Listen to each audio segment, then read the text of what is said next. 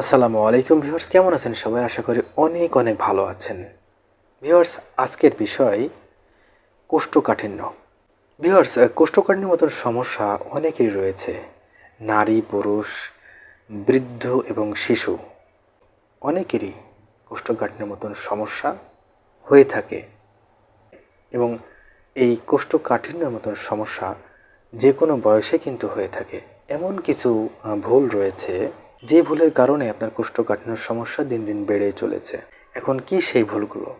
কি ভুলের কারণে কোষ্ঠকাঠিন্যের মতন সমস্যা আপনার দূর হচ্ছে না? এবং এই কোষ্ঠকাঠিন্য দূর করতে অনেকে হয়তোবা চিকিৎসা গ্রহণ করে চলেছেন, ওষুধ সেবন করেই চলেছেন, তাতেও কোনো ফল হচ্ছে না। এখন তাদের ক্ষেত্রে কি করণীয় রয়েছে এই কোষ্ঠকাঠিন্যকে দূর করতে? ভিউয়ার্স, কোষ্ঠকাঠিন্য দূর না হওয়ার যে প্রধান এবং মূল কারণ সেটি হচ্ছে ফাইবারযুক্ত খাবার গ্রহণ না করা, অর্থাৎ আঁশযুক্ত খাবার গ্রহণ না করা। ভিউয়ার্স, অনেকে রয়েছেন যাদের খাদ্য তালিকায় যথেষ্ট পরিমাণে আঁশযুক্ত খাবার তারা গ্রহণ করেন না। এর কারণে কোষ্ঠকাঠিন্যের সমস্যা কিন্তু বেড়ে যায়। আপনাকে যদি আপনার কোষ্ঠকাঠিন্য দূর করতে হয় তাহলে আপনাকে যথেষ্ট পরিমাণে আঁশযুক্ত খাবার আপনার খাদ্য তালিকায় যোগ করতে হবে। আপনার প্রতিদিনের খাদ্য তালিকায় আপনাকে ফাইবার সমৃদ্ধ খাবার বা আঁশযুক্ত খাবার যোগ করতে হবে। এবং আপনি যদি আপনার খাদ্য তালিকায় আঁশযুক্ত খাবার রাখতে পারেন তাহলে একটি পর্যায়ে আপনার কোষ্ঠকাঠিন্যের সমস্যা একেবারেই দূর হয়ে যেতে পারে। এরপরে যে বিষয়টি সেটি হচ্ছে ফিজিক্যাল এক্সারসাইজ, অর্থাৎ শারীরিক ব্যায়াম। আপনার শারীরিক ব্যায়ামের যে অভ্যাস যদি আপনি গড়ে তুলতে পারেন বা আপনি নিয়ম করে যদি শারীরিক ব্যায়ামের অভ্যাস গড়ে তুলতে পারেন তাহলে আপনার কোষ্ঠকাঠিন্যের মতন সমস্যা আস্তে আস্তে দূর হতে পারে।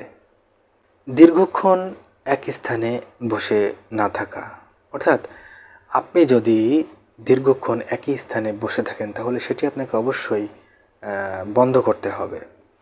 যদি আপনার বসে থাকাই কাজ হয়ে থাকে তাহলে বসার মাঝে মাঝে আপনাকে একটু হাঁটাচলা করার অভ্যাস গড়ে তুলতে হবে।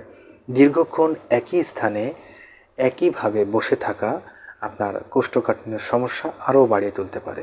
আপনার যদি দীর্ঘক্ষণ একই স্থানে বসার অভ্যাস থেকে থাকে কিংবা আপনি যদি বসে থাকা কোনো কাজকর্মে থাকেন তাহলে কিন্তু আপনার এই দীর্ঘক্ষণ একই স্থানে বসে থাকা কোষ্ঠকাঠিন্যের ঝুঁকি বাড়িয়ে দিতে পারে। দীর্ঘক্ষণ একই স্থানে না বসে আপনি একটু বসে থাকার মাঝে মাঝে একটু হাঁটাচলা করুন, তাহলে দেখবেন যে আপনার কোষ্ঠকাঠিন্যের মতন সমস্যা অনেকাংশেই দূর হয়ে যাচ্ছে এবং কোষ্ঠকাঠিন্যের সমস্যা থেকে আপনি মুক্তি লাভ করেছেন। কম পানি পান করা বা তরল খাবার খাদ্য তালিকায় না রাখা। ভিউয়ার্স, কোষ্ঠকাঠিন্যর আরও একটি মূল সমস্যা হচ্ছে পরিমাণ মতন পানি পান না করা এবং পরিমাণ মতন তরল খাবার খাদ্য তালিকায় না রাখা। আপনি যদি পরিমাণ মতো পানি পান না করতে পারেন প্রতিদিন এবং এর সাথে যদি আপনি তরল খাবার গ্রহণ না করেন এবং তরল খাবারের পরিমাণ খুবই কম খাদ্য তালিকায় রাখেন তাহলে কিন্তু আপনার কোষ্ঠকাঠিন্যের সমস্যা হতে পারে। আপনি পরিমাণ মতো পানি পান করার চেষ্টা করুন এবং তরল খাবার খাদ্য হিসাবে খাদ্য তালিকায় রাখার চেষ্টা করুন। দেখবেন আপনার কোষ্ঠকাঠিন্যের মতো সমস্যা দূর হয়ে যাচ্ছে।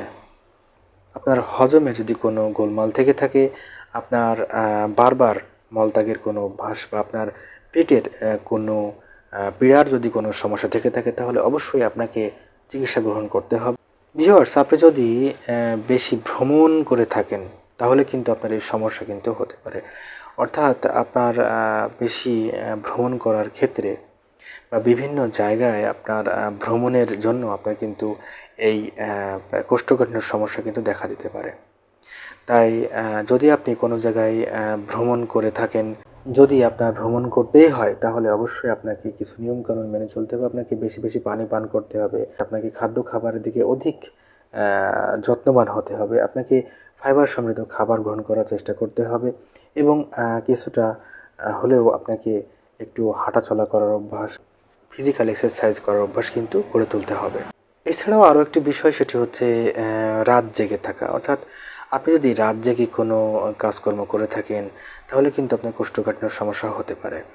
এর সাথে আপনি যদি পর্যাপ্ত পরিমাণে না ঘুমাতে পারেন, অর্থাৎ আপনার যতটুকু ঘুমের প্রয়োজন, সেই ঘুম যদি আপনি ঘুমাতে না পারেন, তাহলে কিন্তু আপনার এই কোষ্ঠকাঠিন্যের সমস্যা কিন্তু হতে পারে। যতটুকু আপনার ঘুমের প্রয়োজন, ততটুকু আপনি ঘুমানোর চেষ্টা করুন।